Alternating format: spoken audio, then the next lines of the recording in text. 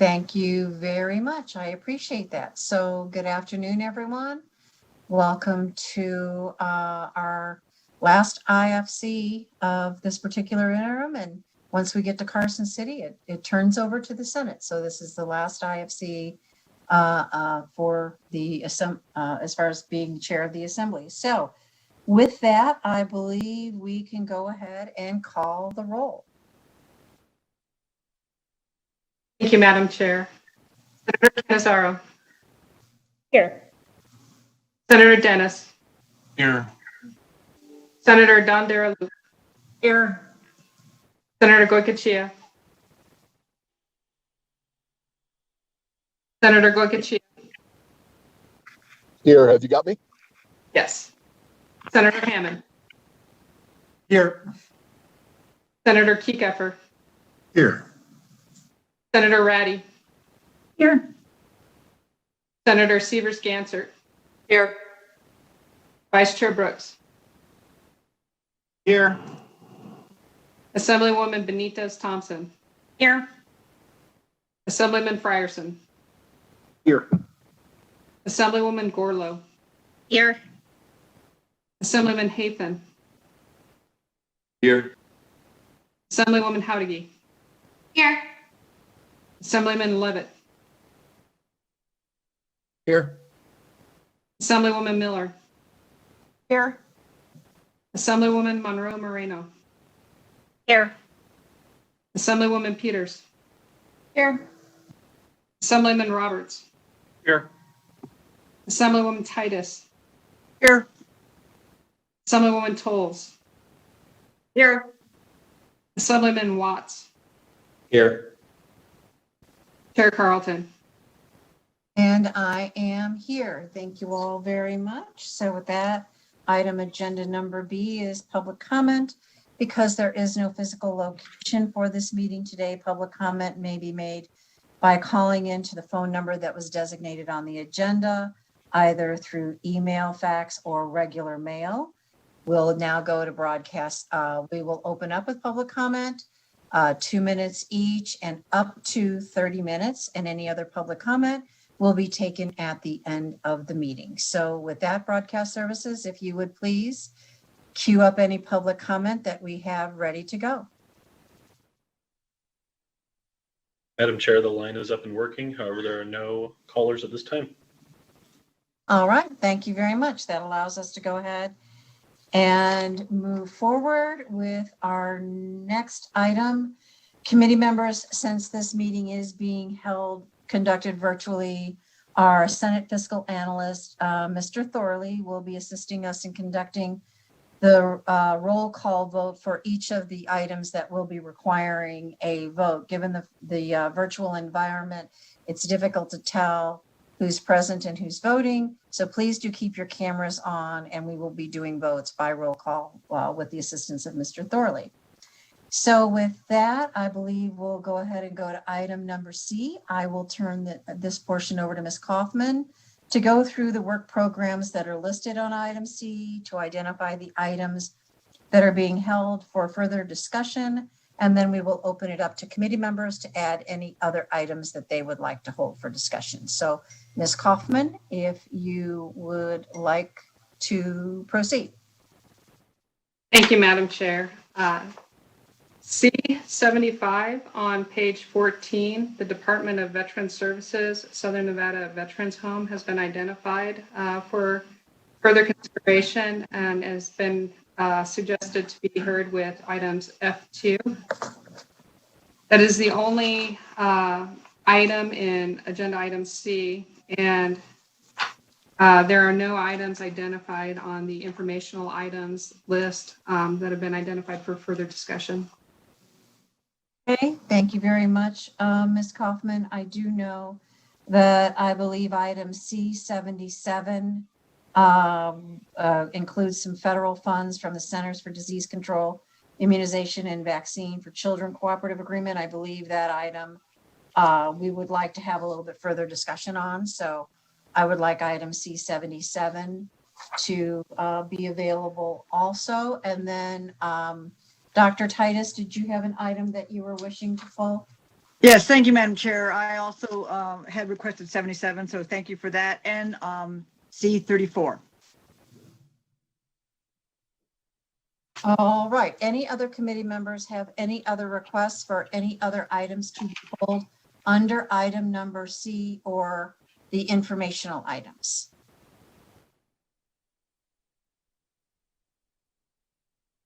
Hearing none, seeing none. I don't see any in the request box there. So, all right. So, Ms. Kaufman, I believe we can go ahead and proceed by approving all the other items under agenda item number C. Is that correct? That is correct, Madam Chair. Okay, so committee members, I would accept a motion to process all items under item number C. So moved. I have a motion from Speaker Frierson, a second from Dr. Titus. Any questions or comments on the motion? Hearing none, Mr. Thorley, could you please call the roll? Thank you, Madam Chair. Assemblywoman Benitez Thompson. Yes. Assemblyman Frierson. Yes.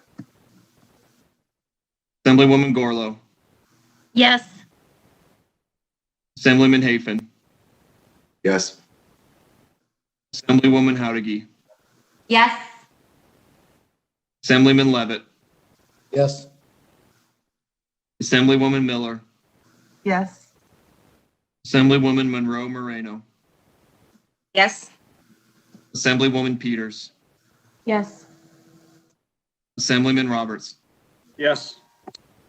Assemblywoman Titus. Yes. Yes. Assemblywoman Tolles. Yes. Assemblyman Watts. Yes. Chair Carlton. Yes. Senator Cannizzaro. Yes. Senator Dennis. Yes. Senator Dondero Loop. Yes. Senator Goycochea. Yes. Senator Hammond. Yes. Senator Keykefer. Yes. Senator Ratty. Yes. Senator Severs Gansert.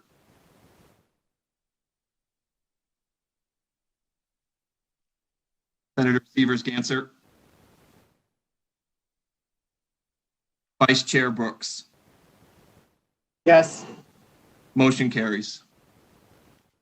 Thank you very much, Mr. Thorley. Appreciate that. So with that now, I believe we can go to item C75 and F2. If we could queue up the appropriate folks. I believe it might be Miss Miller and her team. Good morning, Madam Chair, or good afternoon. This is Cap Miller, for the record, from the Nevada Department of Veterans Services. Would you like me to go ahead and begin on item 75? Yes, please. Thank you. Welcome. Thank you, Madam Chair. This work program requests the transfer of authority in the amount of $1,718,371 from budget account 2561 reserves, and 2561 is our Southern Nevada State Veterans Home, and the money would be transferred to State Public Works to fund a chiller replacement project. I think it's important to note in our reserves, let me grab that really quick, I apologize. We can draw from reserves because we had a healthy reserve account entering into 2021 with reserves at over $8 million, or 129 days of reserve. We set a goal of maintaining 65 days of reserve, or 4,327,000. So we were close to double of what we needed in reserves to maintain that 65 days going into state fiscal year 21. So again, by funding this project, we'll still have well over the 65 days of reserve. We'll be at 81.67 days of reserve if it's funded. Now onto the specifics of the project. We have 2 existing chillers. One failed in March of 2020. We've been renting a chiller as a temporary replacement until the project could be completed. We have requested this in the CIP project, in the 2021 CIP. But if we wait for the CIP to be approved, we'll continue to have recurring costs of about $15,000 a month. And so this would reduce the costs associated with the rental and the operation of the temporary replacement chiller. And again, it would still leave us with 81 days of reserve, well above the 61 days. State Public Works has requested to modify the scope and request additional authority on project M06 to include this chiller replacement. And Madam Chair, during the budget briefing earlier this last week, you mentioned that you did not think this was presented as a CIP last session. You were correct. Nevada Department of Veterans Services presented it to the CIP board last session, but it was not approved by State Public Works Board to move forward to the governor's recommended budget. So you did not see it in the legislature.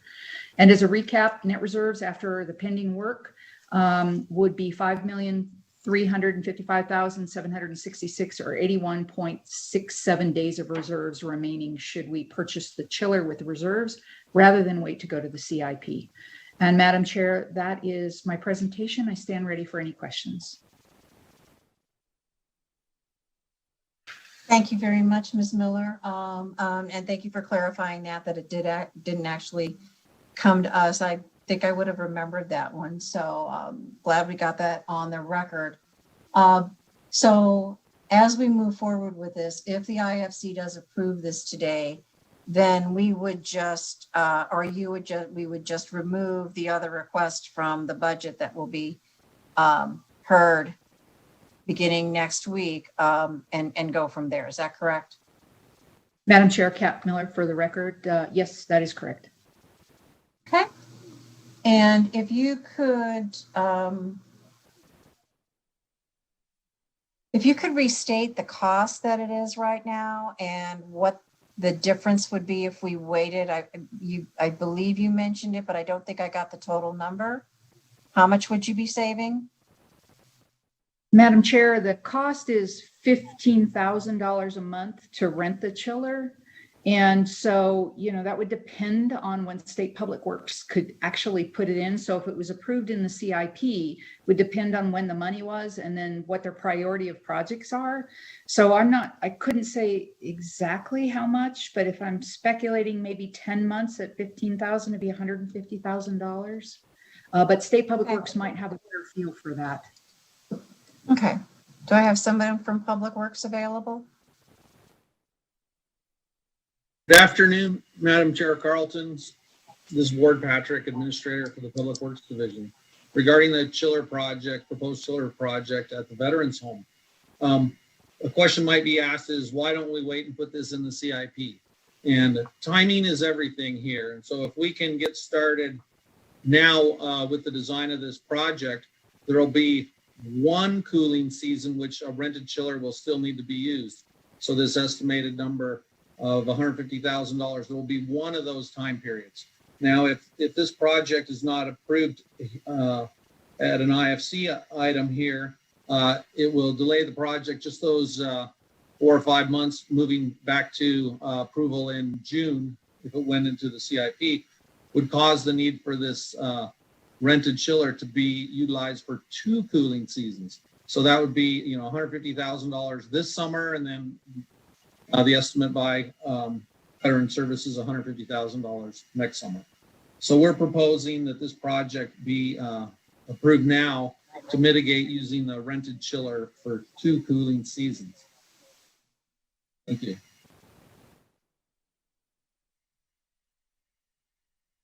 All righty, thank you. And I believe this is one of the decision units in one of the budgets. So we will just make sure that it gets trued up as we go through the budget process. So thank you for the explanation. Committee members, are there any other questions of Mr. Patrick or Ms. Miller on this item at this time?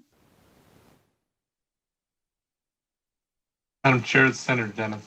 Senator Dennis. Thank you. Just a quick question. I'm sure you probably said it somewhere along the way, and I just can't find it. What's the typical life cycle of the chiller? This type of chiller? Ward Patrick, for the record. Yeah, this type of chiller we expect to last about 20 years. And so the Veterans Home was originally came online almost 20 years ago right now. It was funded in 1997 and construction was completed in approximately the year 2000.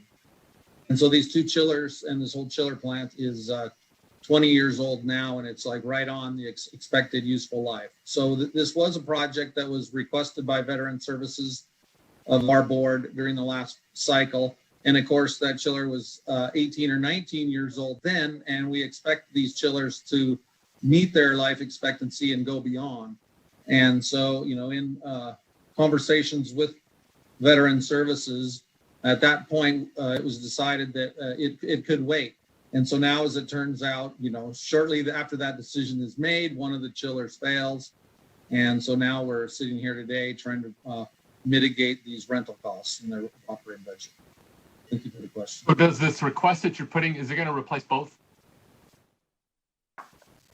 Madam Chair, Cap Miller, for the record, if I could add to that, it would replace both chillers. The other problem we have is the current chillers use R22 refrigerant, and the R22 refrigerant is no longer manufactured, making it scarce and very expensive. And again, both chillers are past their useful life of 20 years, even though only one has failed at this point.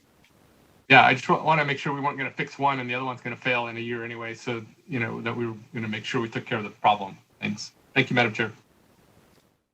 Thank you, Senator Dennis. And, you know, CIPs and maintenance projects aren't an exact science. So you make your best guesstimate and then deal with it as things break. So with that, committee members, are there any other questions on this particular item? Seeing none, then I believe we can go ahead and process item C75 along with F2. So I would accept a motion to approve from Senator Dennett and a second from Ms. Benitez Thompson. Questions or comments on the motion? Hearing none, Mr. Thorley, would you call the roll, please? Absolutely. Assemblywoman Benitez Thompson. Yes. Assemblyman Frierson. Yes. Assemblywoman Gorlow. Yes. Assemblyman Hafen. Yes. Assemblywoman Howdigy. Yes. Assemblyman Levitt. Yes. Assemblywoman Miller. Yes. Assemblywoman Monroe Moreno. Yes. Assemblywoman Peters. Yes. Assemblyman Roberts. Yes. Assemblywoman Titus. Yes. Assemblywoman Tolles. Yes. Assemblyman Watts. Yes. Chair Carlton. Yes. Senator Cannizzaro. Yes. Senator Dennis. Yes. Senator Dondero Loop.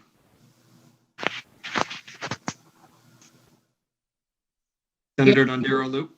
Yes. Senator Goycochea. Yes. Senator Hammond. Yes.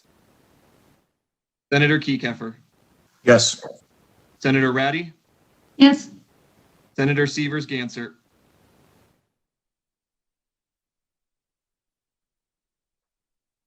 Senator Severs Gansert. Vice Chair Brooks. Yes. Motion carries. All right, thank you very much, Mr. Thorley. So with that, committee members, we'll go to item C34, which was requested to be pulled by Dr. Titus. Dr. Titus, if you'd like to go ahead and state your question or concern, and we will try to pull up the appropriate person with broadcast services. Great. Thank you, Madam Chair. Really is connected with C77, the same department, and really same concerns, except that in 34, my question's resolving around a number of issues, actually. And I need to know an update on the Vaccine Call-in Center, and if any of these funds or combined funds are going to be helpful for facilitating the vaccine call-in center. It has been down and then up, and just really people are frustrated. So will any of these funds be going to augment that vaccine call-in center? Hi, Dr. Titus. This is Julia Peak for the record. Can you hear me okay? Absolutely, Julia, thank you, or Ms. Peak, thank you for being on. Absolutely.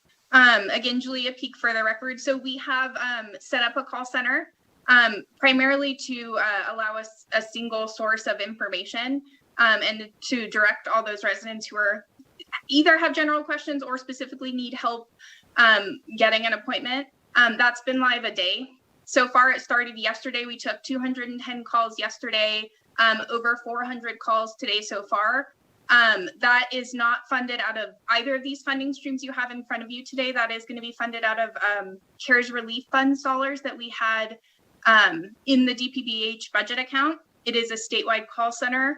It's going to operate 7 days per week, 8 hours per day to really help people, as I mentioned, with a number of vaccination related challenges. Again, it's only been up a day and we've made modifications throughout the day yesterday and again today. So happy to make changes as you guys see our residents struggling, or if there's very specific things that you want covered from that call center, happy to make any changes as needed. Great, thank you. And then under specific expenditure schedule for this one that you submitted was vaccine shipping to small providers. It was down for $30,000. And can you identify where those small providers are? Where was that being sent? Dr. Titus, this is Julie. I'm going to go ahead and hand that to our team at DPPH. So Candace. Good morning or afternoon. This is Carissa Loper with the Division of Public and Behavioral Health. To answer your question, Dr. Titus, that summary you're looking at is from the first supplement. It was repurposed for this second supplement. Those redistributions have already occurred. That was the redistributions we did in the first and second week of the response, December 14th, and the week of December 14th and the week of December 21st. So that has already occurred. That clarifies where my next question was going, because agenda item number 34 looks closely like agenda item number 77, but have you already spent the monies then in agenda item number 34 in that particular work program, the C53633 program? Dr. Titus, no, we have not already spent that funding. This is adding the authority for that funding into our authority. We did have that first supplemental amount, which was $1.8 million.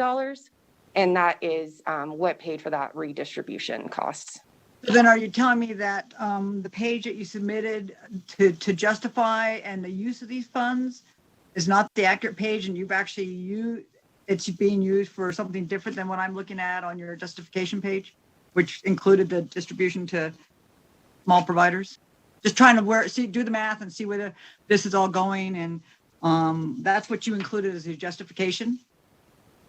Yes, ma'am. Thank you for the question. So to clarify, this funding, it builds upon the 1.8 million. It is only extending out some state staff, contracted staff that have been added on for the response through June 30th, 2022, which was what this supplement 2 goes through.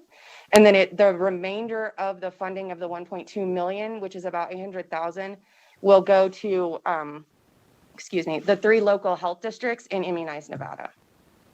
Okay, great. Because that makes more sense to me. It just, what you submitted as your documentation didn't go along with what you were asking for. So that's hence my question regarding that. And so maybe you can true it up and maybe send out a supplement on where those funds were going to go. And the next question I had was, we heard on in a conference or a testimony that there were actually some, not today, but that there's actually been the charge for administering the vaccine. We know that the individuals don't have to pay for the vaccine, but we know that there's a cost to all of this. Are we being charged to administer the vaccine by wherever we distribute it? Do we get a charge for that? Dr. Titus, this is Carissa Loper. I'm not sure I understand the question. We the state immunization program, are not paying providers to administer the vaccine. So any vaccine administration fee would need to be billed for via the proper parties. Individual Nevadans or Americans should not be being charged an out-of-pocket cost when they receive a COVID vaccine. And anytime we hear about it, we are addressing it at an individual level to ensure that we get out Division of Insurance and other federal information that's addressing that aspect. In another budget hearing, we did hear that there was an administrative fee that they were counting on some of their expenses in a different department. And I can send that to you. Again, I can, I don't want to discuss one other budgets, other department's budgets in this particular hearing, because that's not appropriate. But there was a statement that they were having an expenditure for an administration fee to give this vaccine. And I was just wondering how that all fits. And I can get the details to you on that one in particular. So I appreciate that. And then my final question is on the vaccine numbers. And I think just, and this is a question, not whether you have it on your budget details or not, but we're hearing that we're getting less and less actually supplies. And I think the state has done a tremendous job under the circumstances of administering the vaccine. There's glitches along the way. We understand all that. But now I'm hearing that we're going to have a decrease maybe in the number of vaccines. Can you give me an update on that? And if Madam Chair, then I'll have one more question if it's okay. Yeah, thank you. This is Candace McDaniel for the record. Thank you, Dr. Titus. I think a lot of the conversation is truly around this lower allocation.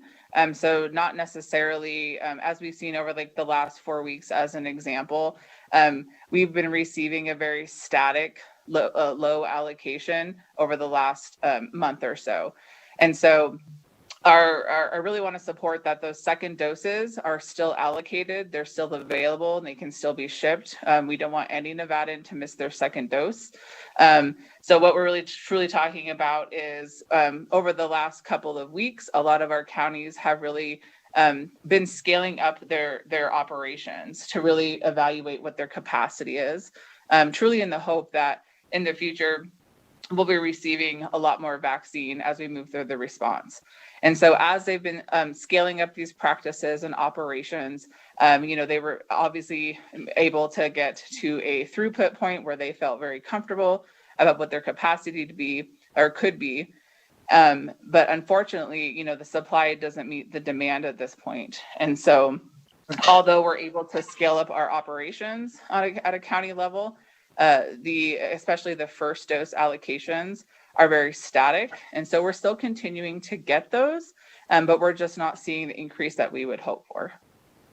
Great, thank you for that. And last question, if I might, Madam Chair.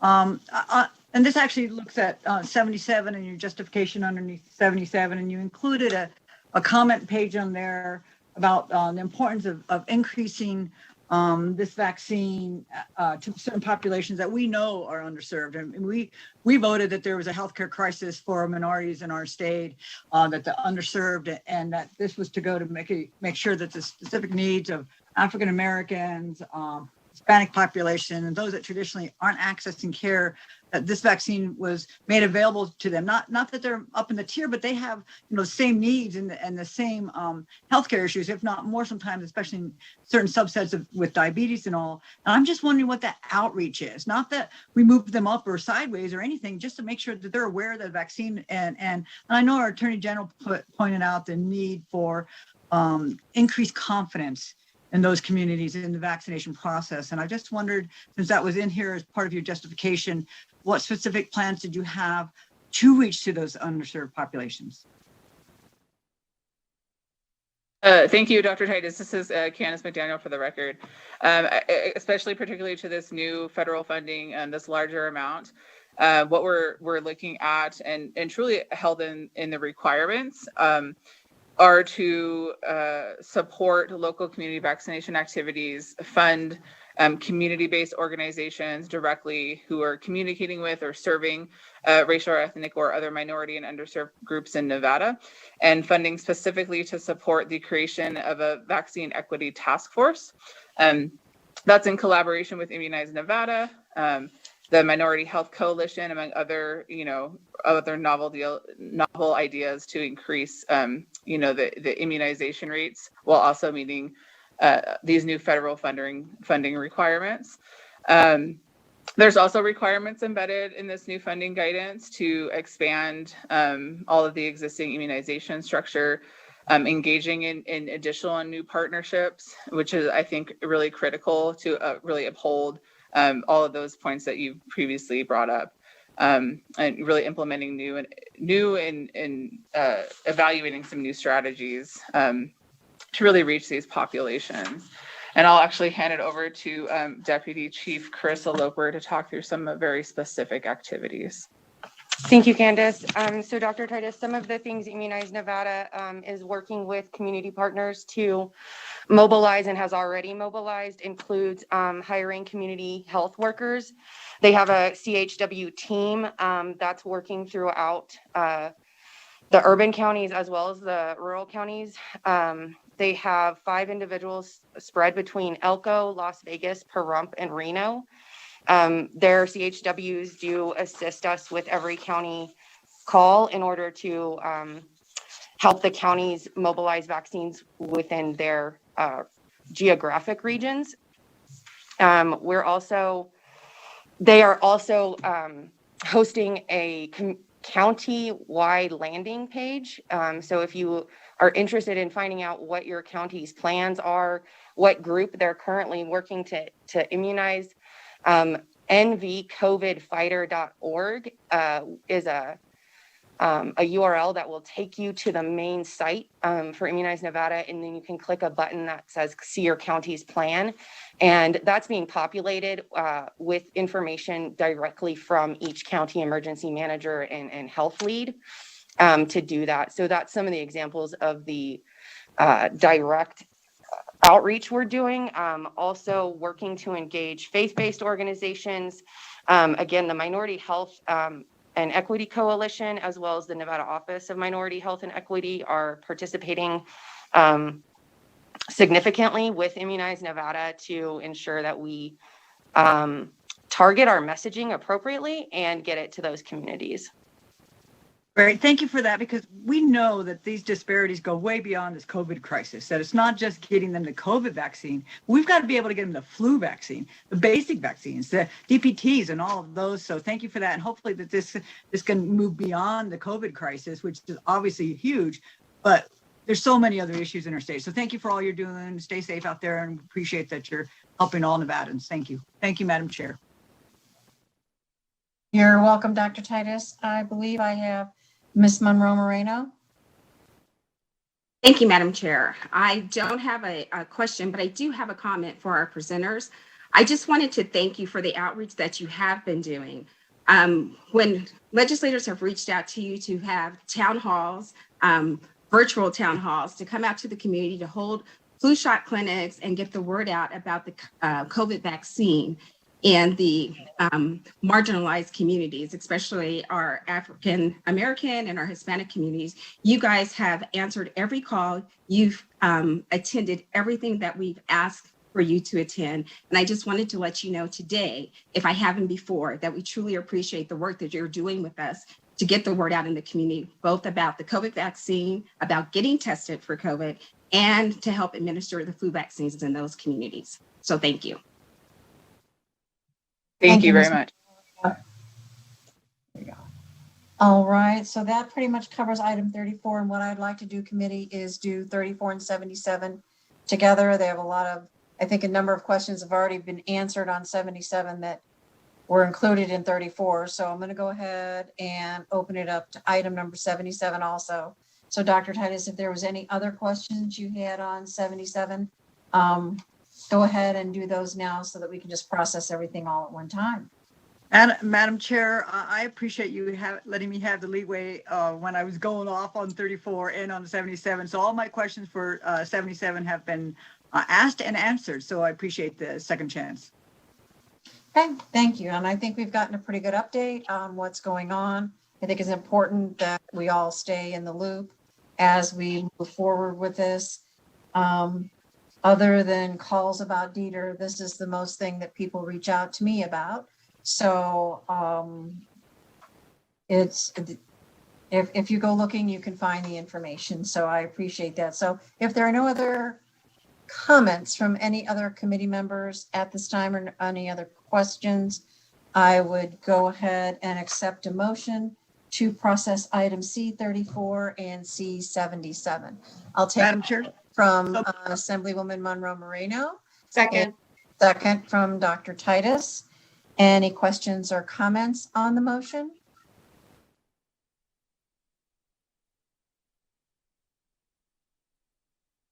Hearing none, Mr. Thorley, if you could call the roll. Assemblywoman Benitez Thompson.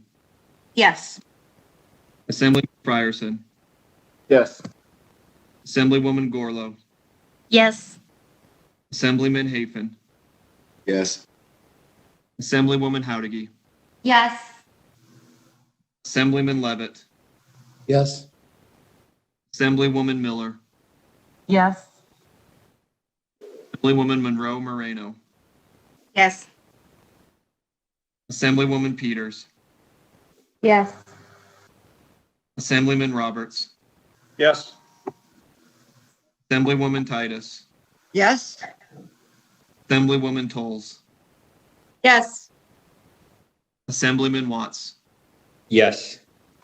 Chair Carlton. Yes. Senator Canizaro. Yes. Senator Dennis. Yes. Senator Dondero Loop. Yes. Senator Goycochea. Yes. Senator Hammond. Yes. Senator Kekeffer. Yes. Senator Ratty. Yes. Senator Severs Gansert. Yes. Vice Chair Brooks. Yes. Motion carries. Thank you very much, Mr. Thorley. Senator Severs Gansert had to step away for just a moment. We know some of the barriers when you're working virtually, and she would like to have her votes recorded on the previous votes. So Senator, if you'd like to inform Mr. Thorley. Thank you, Madam Chair. So I did want to vote yes on the consent agenda and also on C75, the CIP for the chiller for the veterans, Southern Nevada Veterans Home. Thank you. Okay. And with that, I believe all of our business on item number C is complete. We can move on to item number D, which is a statement of the contingency account balance. I will go to Ms. Kaufman. Thank you, Madam Chair. The statement of contingency account balance is in volume 2, page 323. And the balance prior to the actions of the IFC is $7,218,168. There are 2 requests for an allocation from the IFC unrestricted general fund of $885,237. And if those 2 requests are approved today, there will be $6,332,931 in the unrestricted general fund balance. There are no requests for the unrestricted highway fund balance, and the balance for that contingency is $1,638,068. Thank you very much, Ms. Kaufman. So with that, I believe we can go to item number E, and there are 2 items listed under item number E, and it's the chair's intention to take one vote on both items without any objections from any committee members. So are there any objections to that?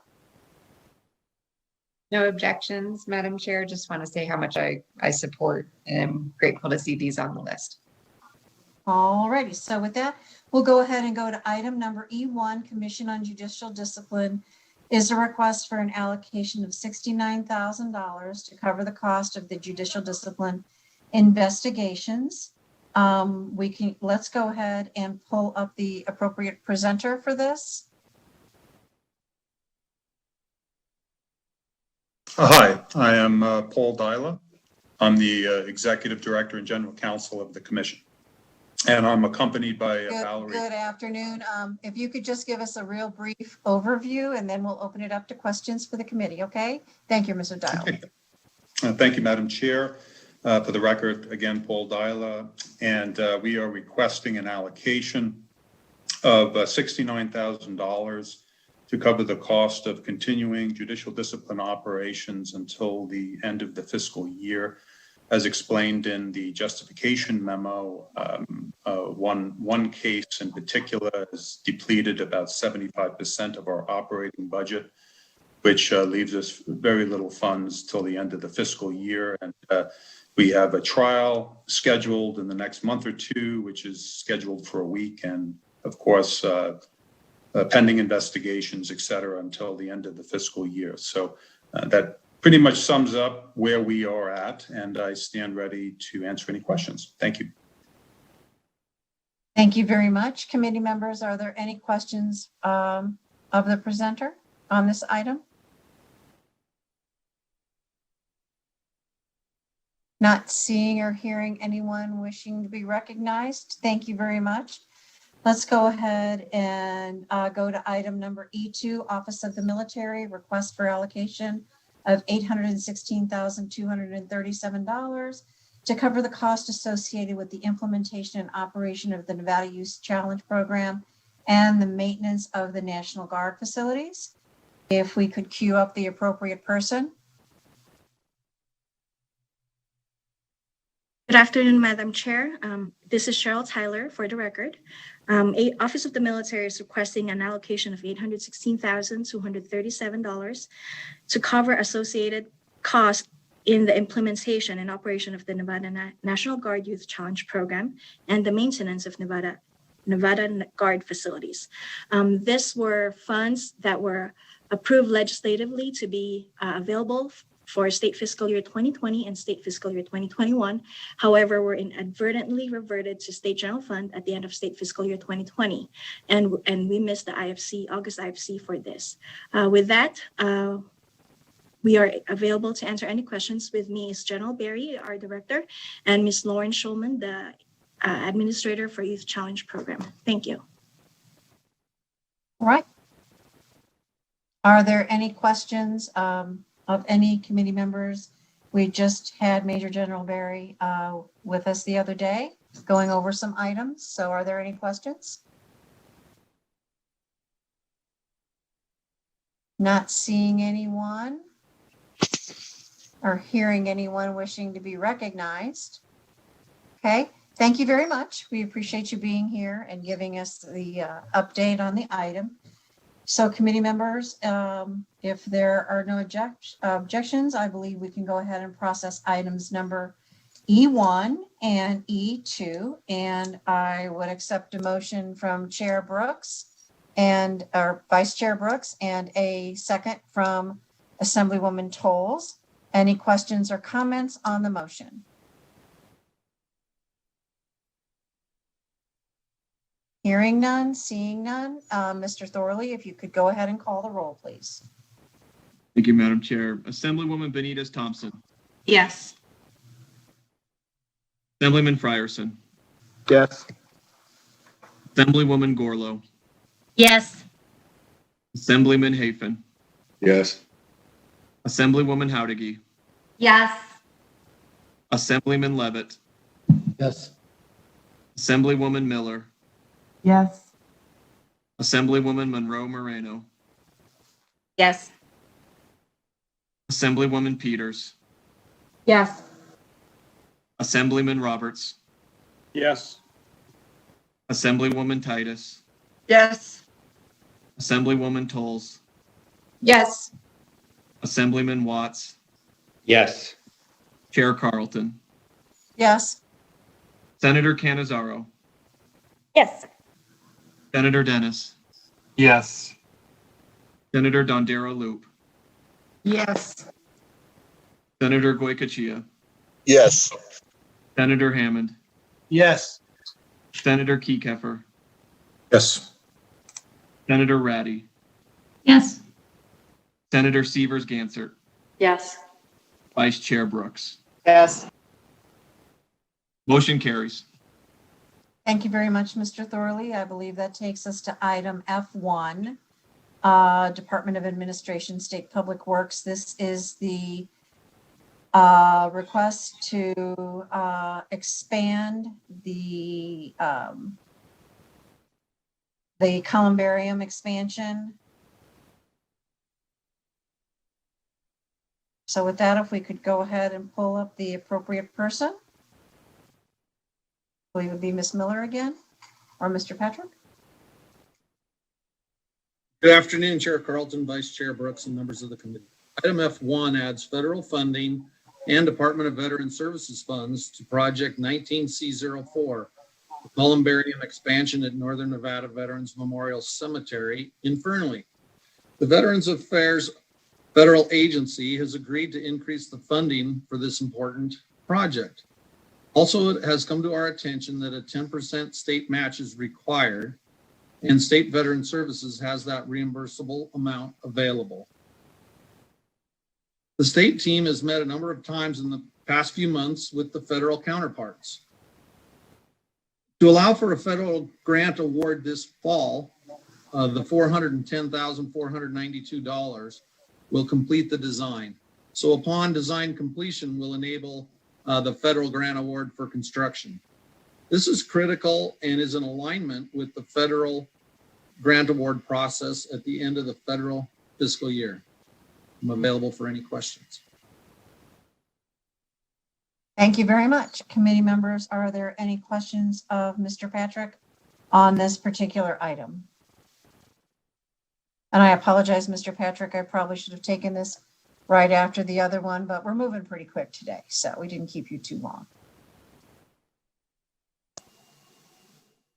Madam Chair? Senator Brooks. Yeah, I just wanted to ask Mr. Patrick about the increase in the per unit construction costs and what's driving that. Yes, thank you. There are three main items in this project. One is, and to just summarize, what's driving that is the recent costs that we've seen in some of the site work that we've been bidding recently. Also, we've taken a closer look at some of the historic costs the last time we did this project at the Boulder City Cemetery. And so we feel that these costs are now going to create a successful project. And again, this increase in cost is going to be funded with federal funds. Thank you. And if I may follow up, Madam Chair? Yes, Senator, please. So you're confident that 100% of those costs, or including the additional, is going to be reimbursed by federal funds? Yes, the construction is an allowable cost with the federal funds, and that is where the increase is. They don't allow costs like our project management inspection fees, and that has not changed and is not planned to change. Thank you. Thank you.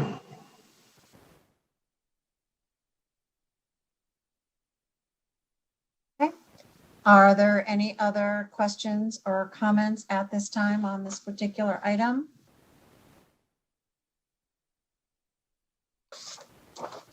Seeing none, I would go ahead and accept a motion to process item number F1 from Senator Brooks and a second from Ms. Benitez Thompson.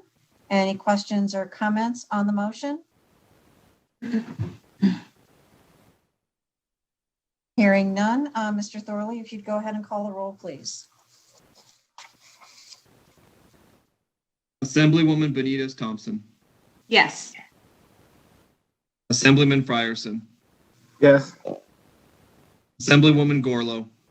Yes. Assemblyman Hafen. Yes. Assemblywoman Howdigy. Yes. Assemblyman Levitt. Yes. Assemblywoman Miller. Yes. Assemblywoman Monroe Moreno. Yes. Assemblywoman Peters. Yes. Assemblyman Roberts. Yes. Assemblywoman Titus. Yes. Assemblywoman Tolles. Yes. Assemblyman Watts. Yes. Chair Carlton, Yes. Senator Canizaro, Yes. Senator Dennis, Yes. Senator Dondero Loop, Yes. Senator Goycochea, Yes. Senator Hammond, Senator Hammond, That's a yes. Senator Kekeffer, Yes. Senator Ratty, Yes. Senator Severs Gansert, Yes. Vice Chair Brooks. Yes. Motion carries. Thank you, Mr. Thorley. I appreciate that. So I believe now we can go to item number F3, which is the exemption report.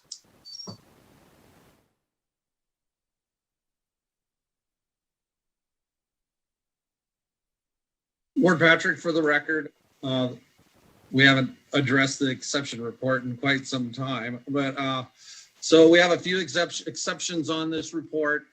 Both the cemetery projects are on this report, which are fall in the same vein as what was just approved, which is the need for a state match. Then although there's a couple other projects, we've worked to revise the amount of federal funding up from less than 10 million to 10 million for the Marlette Lake Dam Rehabilitation Project. And so at a future IFC meeting, we're planning on coming to get that federal funding amount increased. Then also there's another item on that list, which is the emergency generators for the state purchasing in up in north in Reno Sparks area. And so again, we've applied for a federal emergency management grant, and we're planning on receiving that as needed. So if the needs of that project exceed the state funding, then those federal funds will be used. And so that is taken in that order to avoid, and I forget the federal term, but to avoid supplanting. And so if indeed our bids come in high, we'll have kind of an insurance policy on that generator project.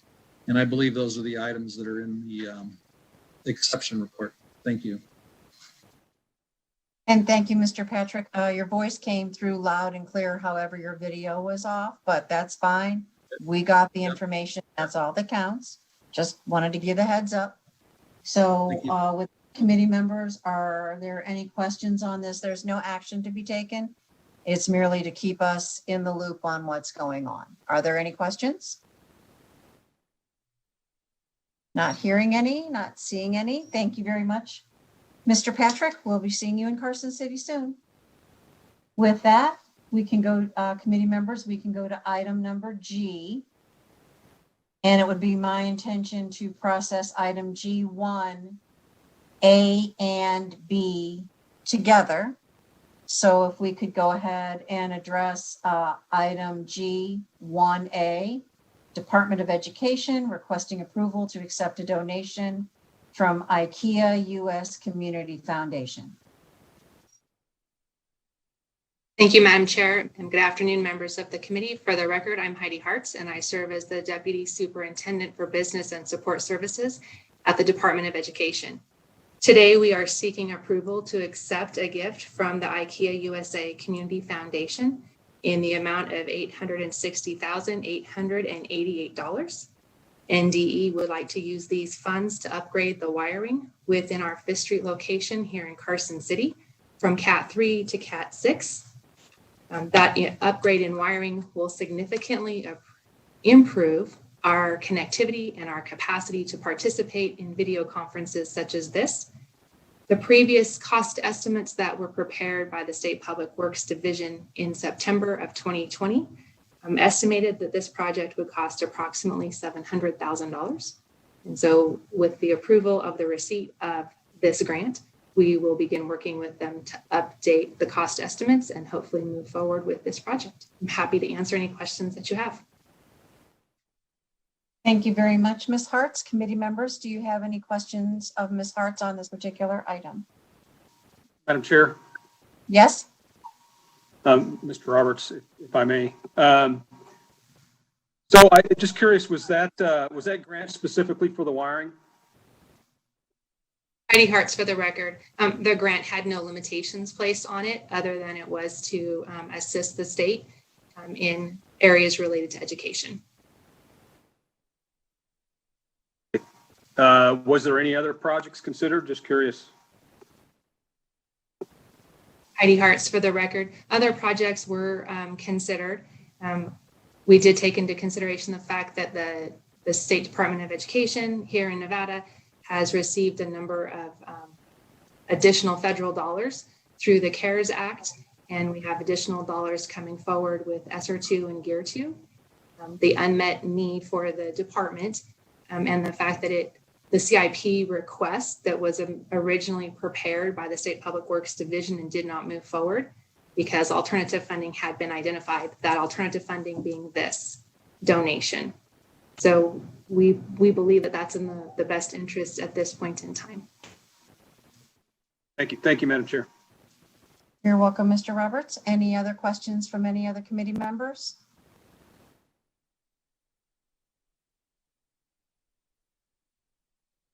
Hearing none, we'll go ahead and move forward. Item number B, Ms. Hart's request for approval to accept a donation of $7,500,000 from Tesla to support the robotics, science, technology, engineering, and math, otherwise known as STEM, and sustainability education programs. Would you like to elaborate on that, please?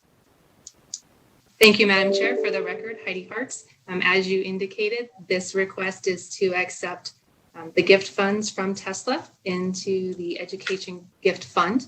Once we have approval from the Interim Finance Committee, Tesla will be sending us their contribution for the first part of this calendar year. Upon receipt of those funds, we will disperse those funds to the organizations that have been identified by Tesla, who will carry out programs and activities related to education in the areas that you identified, which would include robotics, STEM, and other educational programs. Thank you very much. Committee members, are there any questions of Ms. Hartz on this particular donation? Madam Chair, I have a few questions. Yes, Senator Brooks. Thank you. Ms. Hartz, have those individual schools and projects been identified, or did you say they'll be identified after you receive the grant? Excuse me. And Senator, your video is off. I keep pushing the wrong button. I apologize for that. We heard you loud and clear, though. Okay, great. Heidi Hartz for the record. The Tesla identifies the entities that are to receive the funding and the amounts of funding that that those entities will receive. The Department of Education serves as the intermediary to process those payments. Tesla is responsible for administering the application process and the selection process. So you don't have that, you don't have the list of schools and programs yet? Heidi Hartz for the record. I do, and we did share that with LCD staff previously. Clark County School District will be receiving $25,000. Community and schools will be receiving approximately $84,000. Envirolution will be receiving approximately $115,000. Jobs for Nevada's graduates will receive approximately $185,000. The Nevada Museum of Art will receive approximately $313,000. Road Trip Nation will receive approximately $15,000. Robotics Education and Competition Foundation will receive approximately $1 million. The SAE Foundation will receive approximately $313,000, and the Washoe County School District will receive approximately $25,000. That would total approximately $2 million.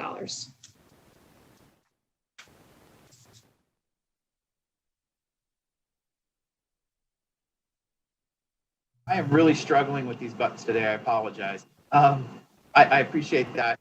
If I could follow up, Madam Chair. Sure, go ahead. And this is part of Tesla's stipulated contribution to the state as part of their tax abatement program. Is that correct? Heidi Hartz, for the record, that is correct. Tesla has committed to making a total of $37.5 million worth of donations towards projects such as this to support K-12 education over a 5-year period of time. And that began in fiscal year 2019. Thank you. Appreciate it. And Ms. Hartz, you listed off some items, which is great. You said it came to about 2 million, but we're listed here at 7.5 million. So would you like to clarify? Heidi Hartz, for the record. Thank you, Madam Chair. We're requesting authority for the donations that are expected over the course of the fiscal year. And the list of projects that we have received will correspond to the amount of the first contribution that we are expecting from Tesla. We'd be happy to share with our staff as additional donations are received and awards are distributed over the course of the fiscal year. Thank you very much. And we are definitely interested in staying in the loop as that list grows. I do have a question on one of the recipients. You had mentioned the Museum of Art. Was that correct? Heidi Hartz, for the record, that is correct. And that's the Northern Nevada Museum? The Nevada Museum of Art, yes. Okay. How is that tied in with education? Heidi Hartz, for the record. Madam Chair, I'd need to reach out to Tesla to gather more information on that project specifically, but I'd be happy to do that and report back to your staff. Yes, I'd definitely be interested because we do know that the agreement with this was to be aimed at certain activities. So we definitely want to make sure that we monitor that the money does go where those activities are actually being done and not just used in other areas. So please do let us know how that actually proceeds as we go forward. Okay, thank you. Right. Are there any other questions? Ms. Senator Ganser, did you have a question? I did. Thank you, Madam Chair. And so this is the third increment. The first two were $7.5 million each. Have those completely been spent down? And is the intent to spend down the entire 7.5 this year? Heidi Hartz, for the record, we received the donations from Tesla over the course of each fiscal year. And as we receive their donation, we also are given the list of recipients of the funding. So yes, as funding is received, it is immediately expended. Again, Tesla manages the application process and the selection process for the projects that are funded. Thank you. I just wanted to know if there's an outstanding balance, if the prior donations, because there's, from what you just provided, there's still money left over from the 7.5, and it sounds like they'll allocate some other funds during the year, but I wanted to know if the full 15,000 or 15 million that was allocated prior or accepted prior has been spent.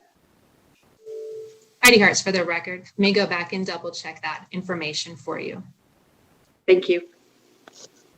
All right, I believe I have Assemblywoman Miller next. Thank you, Chair. Ms. Hartz, if you could just clarify a bit more following what Vice Chair Brooks was asking about, maybe if we could hear a little more about the selection process that will be receiving the grant awards. Were those decisions made by Tesla or by NDE? And was there some type of application process, or what actually was the procedure for determining the amount that would go to each entity? Heidi Hartz, for the record, it is my understanding that Tesla uses a competitive application process and they make the determination of who will be selected for funding. To my knowledge, no staff members at NDE serve on the evaluation committee. Again, I'd be happy to confirm that with Tesla. Okay, thank you so much. Thank you, Chair. You're welcome, Ms. Miller, and Senator Dondero-Lu. So thank you very much, Chair. Ms. Hartz, not to beat the dead horse, but I'm just curious about the same thing that the Assemblywoman was asking about, because if I remember correctly, when we did that special session with Tesla, I remember when we did that, and the 2018 year was decided, I thought it was 2018, not 2019. I thought it was 4 years, number one. We've already lost 4 years of kids that have already graduated. And then we're going to wait another 5 years. And so I think I'd like to know, because I don't remember in that bill anything that said Tesla got to make those decisions. I thought they were donations. And so I'm just curious about this whole process and how people are chosen and what is going on in the process, because I think it's really important that we understand, because we've got people in there that are not necessarily benefiting. And then on top of that, we've got the largest school district in the state getting a small amount of funding, in my opinion. Any Hearts, for the record, we'd be happy to do more research into those concerns and report back to your staff. The subrecipients or the recipients of funding vary with each donation, as do the amounts of funding that are allocated. So while Clark County School District is designated to receive a relatively small amount of the anticipated distribution of funds, in the past they have received larger amounts. But again, we're happy to update the information that we historically distribute to the members of the Interim Finance Committee to include additional information for all of you. Thank you. Are there any other questions at this time?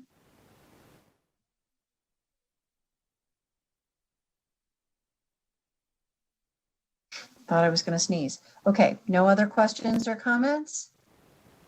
Hearing none, then I believe we can go ahead and move forward and process items number G, 1A, and B. With that, I would be happy to accept a motion from Speaker Frierson and a second from Vice Chair Brooks.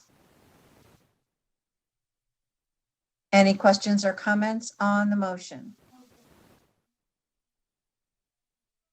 I believe the only comment I would make is we're all definitely interested in getting more information and updated a little bit better on the history and where the dollars have been. We look forward to working on that. So we will be definitely asking for all that information. Anything else? If not, I will ask Mr. Thorley to call the roll. Assemblywoman Benitez Thompson. Yes. Assemblyman Frierson. Yes. Assemblywoman Gorlow. Yes. Assemblyman Hafen. Yes. Assemblywoman Howdigy. Yes. Assemblyman Levitt. Yes. Assemblywoman Miller. Yes. Assemblywoman Monroe Moreno. Yes. Assemblywoman Peters. Yes. Assemblyman Roberts. Yes. Assemblywoman Titus. Yes. Assemblywoman Tolles. Yes. Assemblyman Watts. Yes. Chair Carlton. Yes. Senator Cannizzaro. Yes. Senator Dennis. Yes.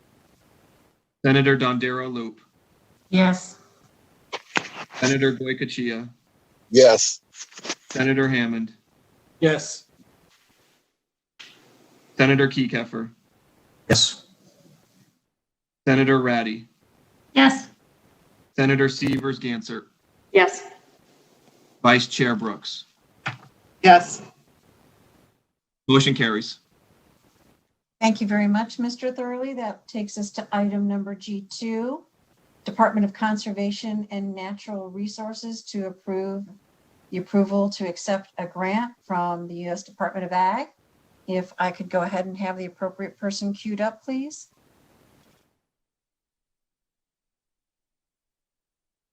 Yes, hello, committee members. For the record, this is Meredith Goshen. I am the Tahoe Program Manager for the Nevada Division of State Lands. And I apologize, I don't have a camera. I'm actually in the office today and don't have a camera to be able to show you all me, but I can see everyone. We are seeking approval for a work program request in budget account 4191 for hazardous fuels reduction. It's the bond planned hazardous fuels reduction project. This supports the environmental improvement program at Lake Tahoe, and the funding is coming to us from the Lake Tahoe Restoration Act through the U.S. Forest Service in the amount of approximately $250,000. We're matching that funding with general obligation bond funding that we have already secured. And I'd be happy to take any questions. All right, thank you very much. We appreciate that. So committee members, are there any questions on this item?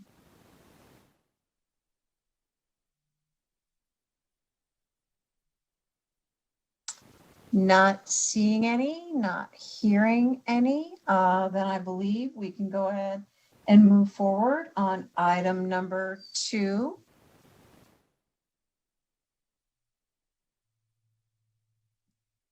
Go ahead, and I would accept a motion from Ms. Benitez Thompson and a second from Vice Chair Brooks. Any questions or comments? Seeing none, hearing none. Mr. Thorley, you're up. Thank you, Madam Chair. Assemblywoman Benitez Thompson. Yes. Assemblyman Frierson. Yes. Assemblywoman Gorlow. Yes. Assemblyman Hafen. Yes. Assemblywoman Howdigy. Yes. Assemblyman Levitt. Yes. Assemblywoman Miller. Yes. Assemblywoman Monroe Moreno. Yes. Assemblywoman Peters. Yes. Assemblyman Roberts. Yes. Assemblywoman Titus. Yes. Assemblywoman Tolles. Yes. Assemblyman Watts. Yes. Chair Carlton. Yes. Senator Cannizzaro. Yes. Senator Dennis. Yes. Senator Dondero Loop. Yes. Senator Goycochea. Yes. Senator Hammond. Yes. Senator Keykefer. Yes. Senator Ratty. Yes. Senator Severs Gansert. Yes. Vice Chair Brooks. Yes. Motion carries. Thank you, Mr. Thorley. That takes us, item 3 was withdrawn, so that takes us to item number 4, Department of Wildlife. And this is alphabet soup. It's items A through J. If we could go ahead and pull up the Department of Wildlife, please. And because there are so many items here, if they could just give us a very brief description of them, and then we'll go back and ask questions. Absolutely. Tony Wassley, Department of Wildlife for the record. Good afternoon, Madam Chair, committee members. We have 10 donations on the agenda today, and I'd just like to start off with 3 pieces of information. Number one, that this donation program is not new to the department per se, but relatively new to this agenda due to some past uncertainty regarding the statutory requirements to accept these donated funds.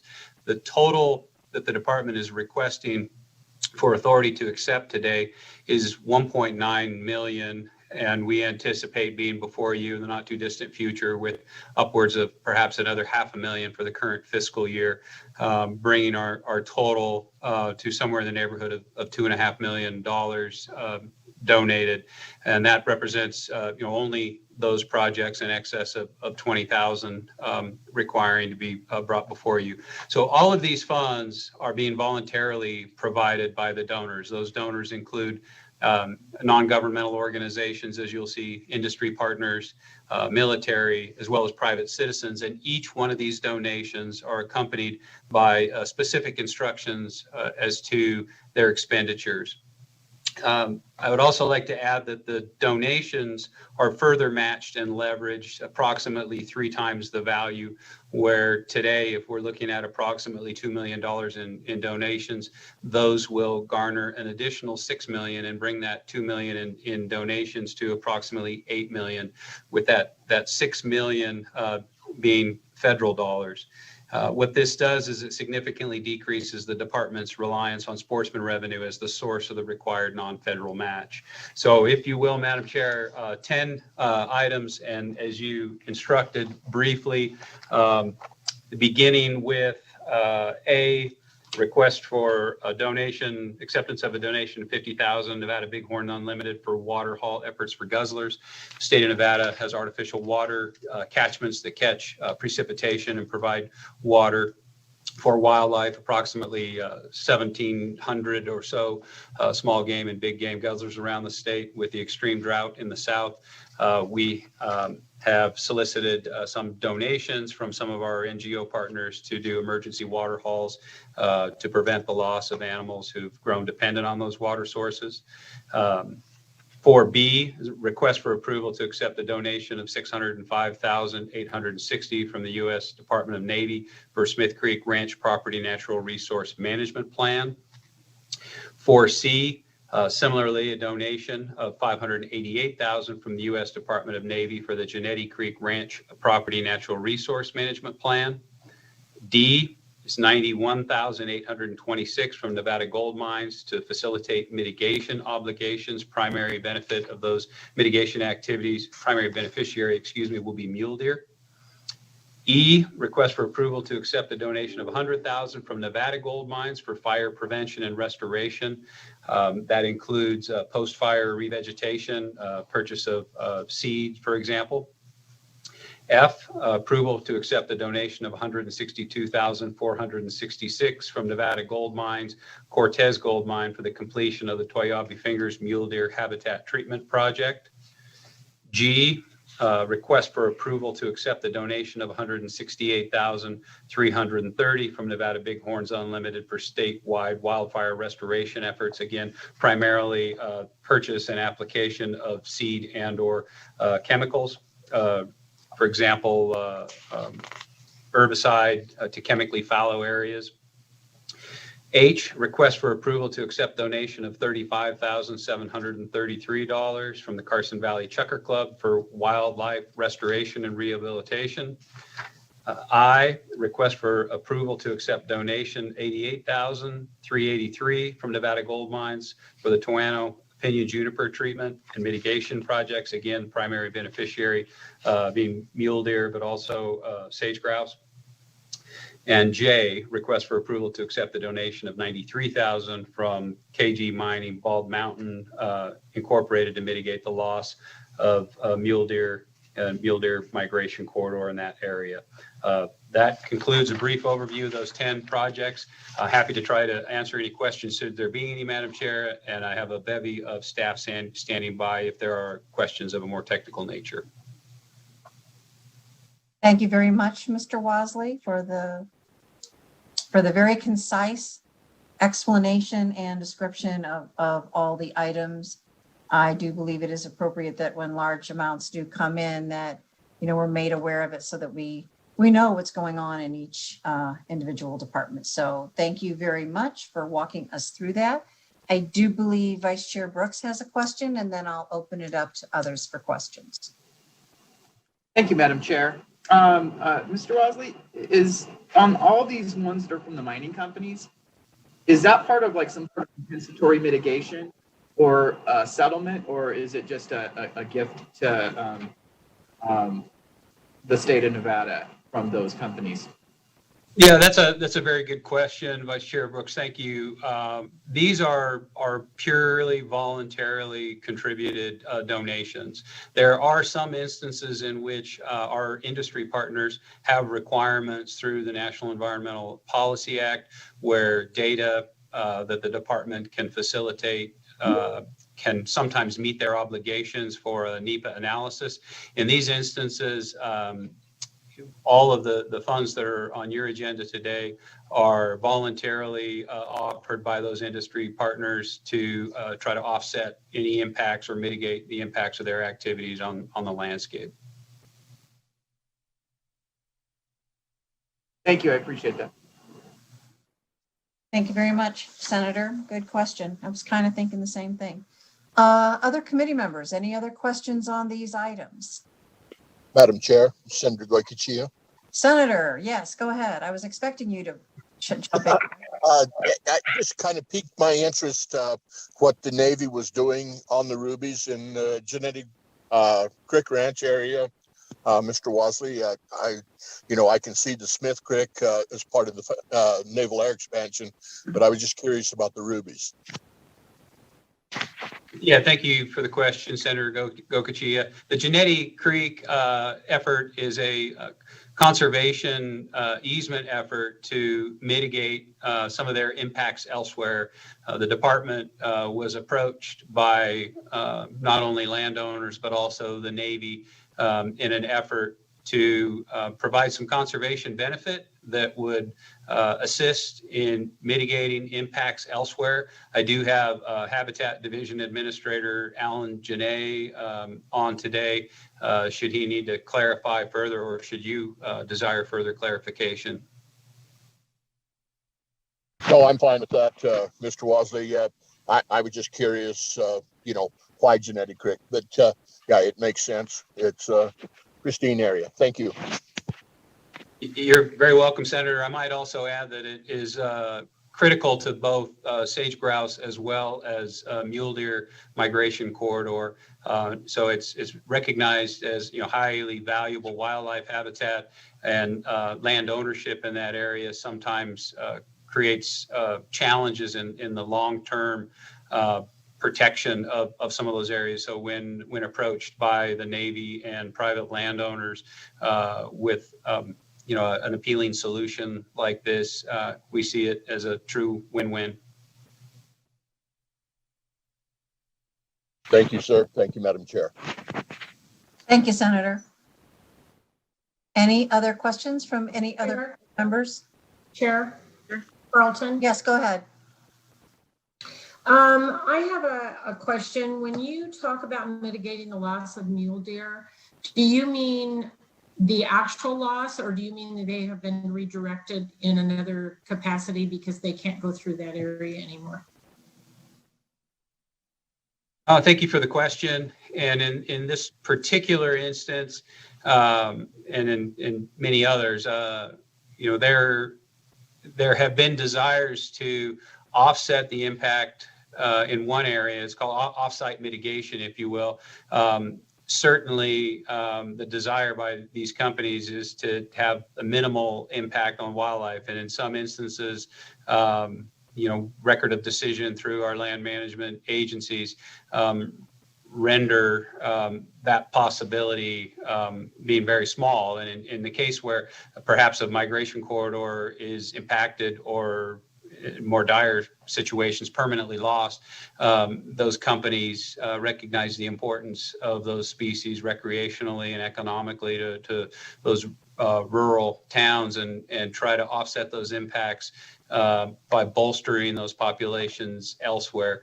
This particular one of these particular donations is to oftentimes we can use GPS equipped callers to better understand not only how mule deer use the landscape, but then to have design feature changes within those mine sites, and then to also better accommodate as we learn where those animals go, better accommodate those with those impacts. So I don't know if that's a specific answer, but again, I'd be willing to call Habitat Division Administrator Alan Janae in to add details to that should you desire a more thorough answer. That would be good. Thank you. Right. I think that's good. So with that, I will go to Dr. Titus. Thank you, Madam Chair. I appreciate it. I want to circle back because one of my main questions was going to be similar to what Vice Chair Senator Brooks asked regarding the mining contributions here that we see. And unlike Tesla, which is mandated to do their particular donations in a previous budget we just heard, mining is not mandated. Is that correct? Yes, that is correct. These are not legal mandates. They are not required as part of records of decision or any informal agreements. It is, fairly, philanthropic in nature, but a desire to be a good partner and community member in providing the agency with the means to assist in offsetting the impacts of their activities on the landscape. Great, thank you, Director, because I would really like to see, and I'm sure other committees would too, and I know for one I do, not just this particular agenda item, because it's just a one-shot time for us to see this. Many of our members are new to this committee and haven't seen, maybe you could give us an overall view of how much, and send it to everybody, how much mining has volunteered to and donated to your department, say over the last 10 years or so, or whatever you can track back. I think that would be good information for all of our members to have. If you might be able to do that, I'd appreciate that. And then I have actually a couple other questions, if I might, Madam Chair. Sure, go ahead. And Mr. Wassley, we know you're very busy getting ready for the session, so that's not something that has to be at the top of your list. But eventually, I do believe if you could send that to staff, staff will share it with the members of the committee so that they have that information as they're looking at different issues. Okay? So thank you, Madam Chair. Director, you have under your justification or comment section for these Habitat Division projects, you have a number of projects listed. And a number of them I see here, for example, the Mason Valley Wildlife Management Food Plots, you have 88 cents listed there. Is that just the end of fund balance and you've spent some funds that were donated there? I was curious about, you included this list of projects, some that have almost zero funds in them. Yeah, that's an excellent question. And this goes back to the creation of this Wildlife Trust account. This Wildlife Trust Fund was created in the 2011 session. Assembly Bill 525 created NRS 5013585, and it's the Wildlife Trust Fund.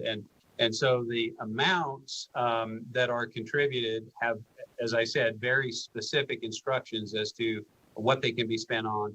And so when you see something like 88 cents, that's just us not taking any leeway and taking funds from one place and spending it somewhere else. That's the balance that remains. And as you can guess, it's difficult to find an 88-cent expenditure nowadays. So it remains. And party to your other question, as far as the reports, 10 years since this fund was created in 2011, this will be the 10th year. So we can provide accounting, on 9 years of contributions towards this. And we actually have annual reports where historically those annual reports were provided to this committee. Subsequent to the removal of that requirement from statute, they're still posted on our webpage and provided annually or even biannually in some instances to our commission for transparency's sake. So we can quickly produce those. We don't have to compile anything, and we can share them with the committee to see the source and magnitude of the contributions for over the last 9 years since the creation of this account.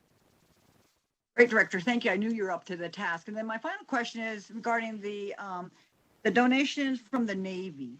And I know Senator Gokachia touched on this, but I'm really curious that I know that the Navy's applicant to expand their range in that Fallon Churchill area is still kind of ongoing.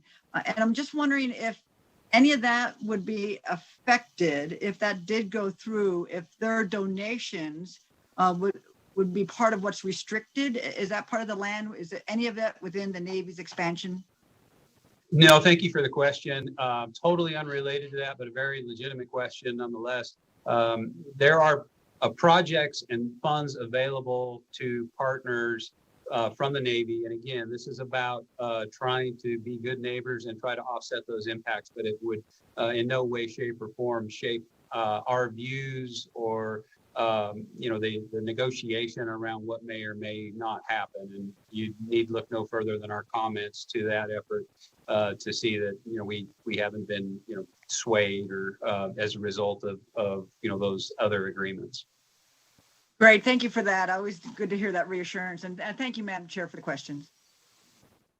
Thank you, Dr. Titus. Are there any other questions of Mr. Wasley? Not hearing any or seeing anyone wishing to be recognized, committee members, I believe we can go ahead and process item G4, A through J. Motion to approve. Second. I have a motion to approve from Senator Gokachia, a second from Ms. Benitez, from Assemblyman Watts. Any questions or comments on the motion? Hearing none, Mr. Thorley, if you would call the roll. Assemblywoman Benitez Thompson. Yes. Assemblyman Frierson. Yes. Assemblywoman Gorlow. Yes. Assemblyman Hafen. Yes. Assemblywoman Howdigy. Yes. Assemblyman Levitt. Yes. Assemblywoman Miller. Yes. Assemblywoman Monroe Moreno. Yes. Assemblywoman Peters. Yes. Assemblyman Roberts. Yes. Assemblywoman Titus. Yes. Assemblywoman Tolles. Yes. Assemblyman Watts. Yes. Chair Carlton. Yes. Senator Canizaro. Yes. Senator Dennis. Yes. Senator Dondero Loop. Yes. Senator Goycochea. Yes. Senator Hammond. Yes. Senator Kekeffer. Yes. Senator Ratty. Yes. Senator Severs Gansert. Yes. Vice Chair Brooks. Yes. Motion carries.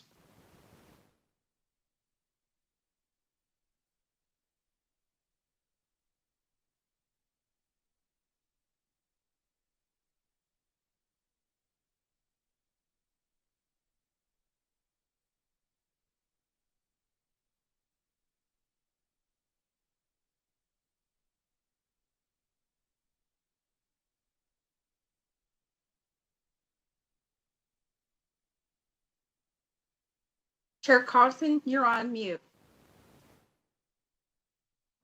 Thank you, Ms. Monroe Moreno. So with that, item H, there are no items. It takes us to public comment. Well, it's 2:42. We will wait a couple moments for people to join us if there is any public comment.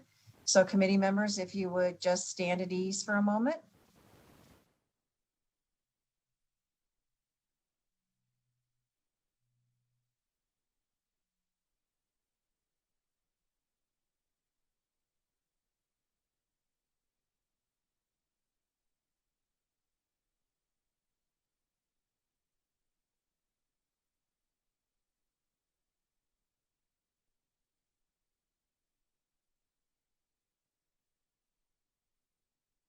Ava?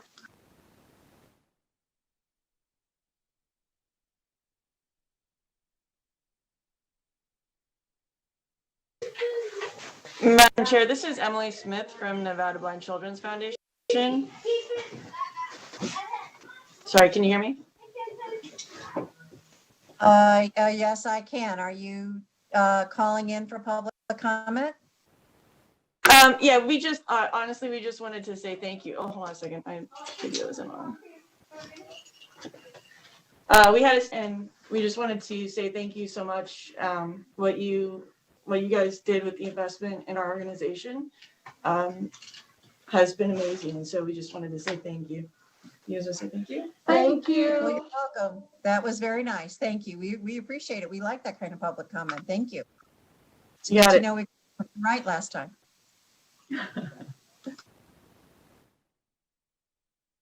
Broadcast services, are there any other public comment? There is a caller on the line waiting for public comment. So we were just waiting for others to join, but no others have joined. So we're going to take the caller with the last 3 digits of 035. Please slowly state and spell your name for the record. You have 2 minutes and you may begin now.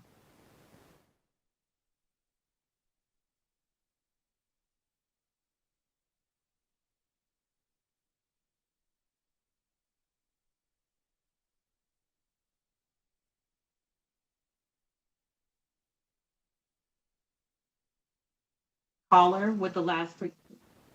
Madam Chair, the caller has disconnected from the line, but the line is open and working and there are no more callers at this time. Okay, well, I think that probably takes care of it for public comment today. So committee members, thank you all very much. For those of you that have made it through this whole interim with all of these meetings, I truly appreciate all of your dedication and service. And I'm sure just as many sleepless nights as I had getting through this. This is my last IFC meeting with you as chair. So my birthday present to Senator Brooks is to hand him the gavel for IFC for the next couple of years, but I promise to be there to back you up. So happy birthday, Senator, and good luck with this job. Thank you, Chair, and thank you for chairing what was probably the busiest IFC schedule in the history of Nevada, and also for Ms. Kaufman and all of the IFC staff that made this happen. This has been an incredibly busy and important and really heavy lift for everybody involved in IFC. So thank you, Chair Carlton. Nevada appreciates all your hard work. Well, thank you, Senator, and to broadcast staff and all the other staff that have made this work. We really, truly appreciate you, and we'll be seeing you all next week. So get the sidewalk shoveled so we can show up in Carson City. So with that, committee members, we're adjourned. Have a great day.